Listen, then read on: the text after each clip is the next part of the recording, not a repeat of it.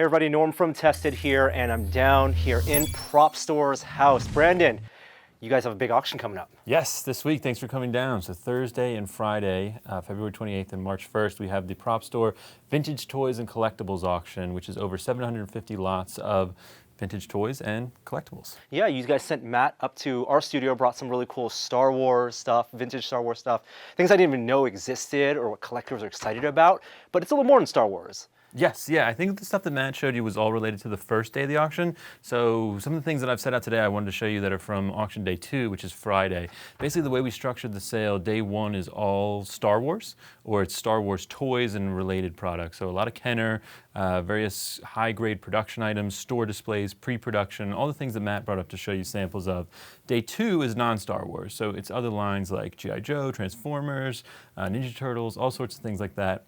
And then at the back of day 2, we have a little bit of film production material. So we have a few props, we have a little bit of production paperwork, some cast and crew items like shirts, hats, all that sort of thing. All right, so let's start with the toys, because there is a universe of toys, many universes of toys outside of Star Wars, even though for some people I know it's all about Star Wars. Yes. All right, so what franchises are we talking about? Where do you want to start? Yeah, so let me show you a few things that we have here. So this is one of the highlight pieces in the auction.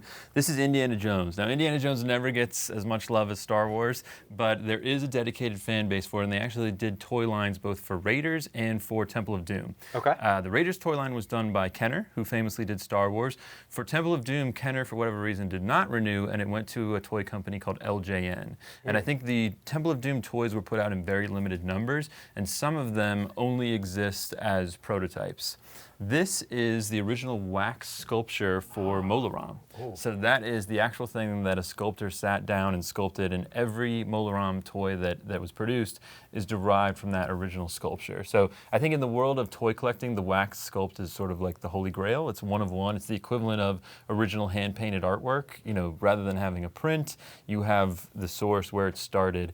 That is what the wax sculpture is, and it's exceedingly rare because of it. So I think this one's in the auction with an estimate of about $18,000 to $20,000, and that's the first action figure sculpture that we have ever sold at Prop Store. Well, I've seen a bunch of documentaries about the histories of toys, and you're right, like the wax stuff, this is where all the tooling's made from, right? And you can even see the way they think about articulation, where the pieces come apart, but the details, it never gets any better than this detail. Yeah, that's right. And there's an interesting thing, you know, when we produce the toy catalog, we try to make it educational. So we have a glossary in there, we have some articles about how action figures are made. Some toys are built oversized. So because they wind up being very small things, the prototypes have to be done at large scale, and then they have various processes that they'll use to shrink them down. You know, they have these mechanical processes that they were using 30 years ago, where I remember someone explained it to me once, and they essentially drag an arm across a thing, you know, sort of repeating in lines, and then it's connected to a mechanical linkage that shrinks down the scale of that. So for example,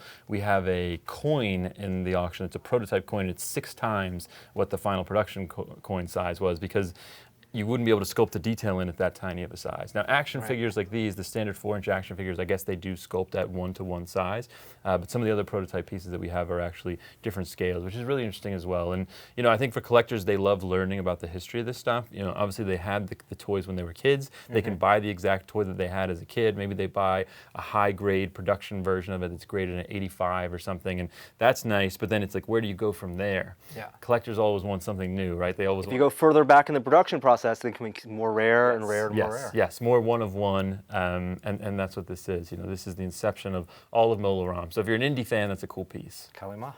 All right, what else do we got? So I'll show you a couple other toy pieces here. So this is a hard copy Catwoman action figure from a 90s Batman line. And what a hard copy is basically one of the first runs out of the actual production molds, where they will inspect it for details, see how the molds are running, you know, does it look right, etc. It's not painted. It's probably just done in the colors of plastic that they have on hand at the time. That's why it looks different to a final version. I think that's part of the appeal. It instantly tells a story that, hey, this is different from a production one. And hard copies, first shots, all those types of things are very collectible as prototypes as well. Is this the kind of thing that would be sent back to like a licensor for approval? I think so, yeah. I think this would be circulated for different sign-offs. Obviously, whenever you're manufacturing commercial products, there's various sign-offs that have to occur at different stages of the process to make sure everyone's happy with the quality of what's being produced, and I think this is an example of that. And I presume that's where some of the collection comes from, people who worked in different departments, Yes, yep. working with these franchises, who kept their proofs and then are making their way into collectors. Yeah, I mean, for us, that was a big part of putting this auction together, was going out and sourcing the material. We actually spent over 12 months doing it. You know, because this is our first toy and collectibles auction, we had less of a network here than we do in the world of film and television props and costumes. So we really had to dig deep to find this content.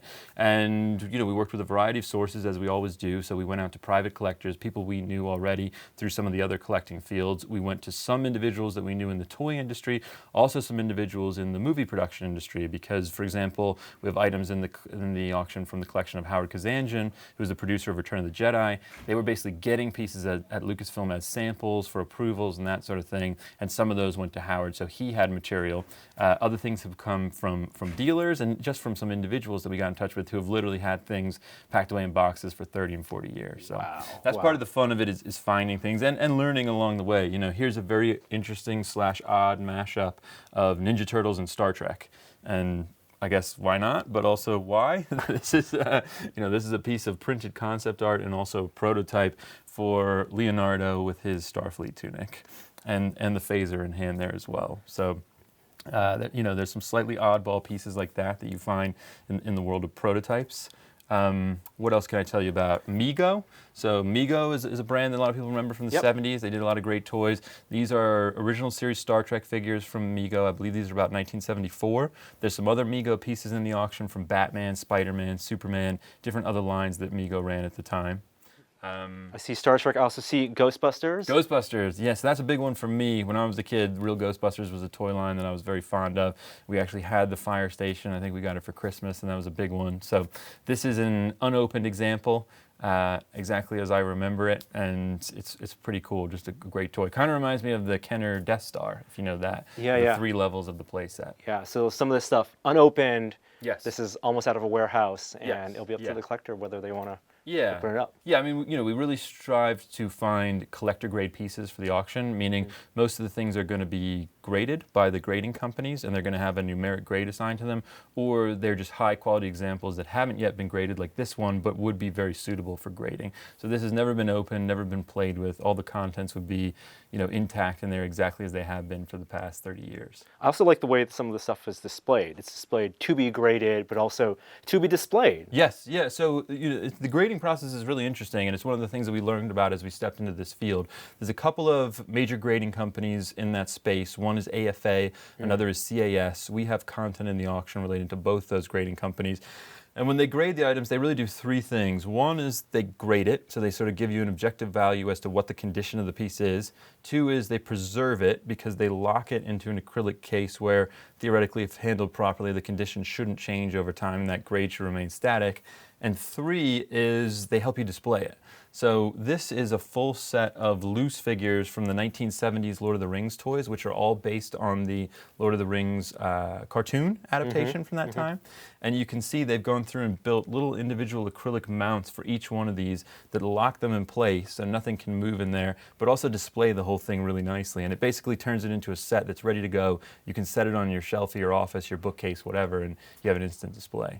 Wow. It's rated out of 100 typically. Yes, yeah. I think there are very few grades above 90. 85 is typically mint, and 90 is really, really good. I don't know if I've seen any 95s, and I don't know if they've ever even done 100. So it is a numeric scale, and it's the reason it came about, as I understand it, is that 10 years ago, if we were selling toys and I said to you, hey, I have a Lord of the Rings thing and it's good condition. What does that mean? What does it mean? What is good? And so the numeric thing made it objective, and it made it so you could, very directly compare one thing to another and have an understanding. And I think that's a big thing for collectors where condition is such a factor. You are sort of chasing the best of the best. So a lot of people say, a 75 is nice, but I'd really like to have an 85, or maybe I'll buy a 75 today, and then next week I might upgrade to an 80. What's a thing that's unique to the world of mass-produced merchandise? Whether it's trading cards, comic books, collectibles like this, it's very different than a costume or a screen use right. prop. Yeah. Or this one of one. Yeah, and in that world, our typical world, prop and costume collecting, condition isn't really a factor because condition is kind of as production left it.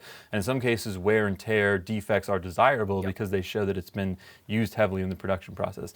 In this world, you really want pristine. You know, you don't want something that's been played with for years and beat up. You want a nice example, sort of as close to the factory production line as it could be. Or even before that process. Yes, or even before. That's and right. well before some stuff even hits the screen, there's a little production art also. Yes, yes, and so we do have some art pieces. Let me bring you over here. This is a Rambo piece. So this is an original painting that an artist did for the box cover of the Defender Jeep, and you see a couple of different mock-ups of the box here.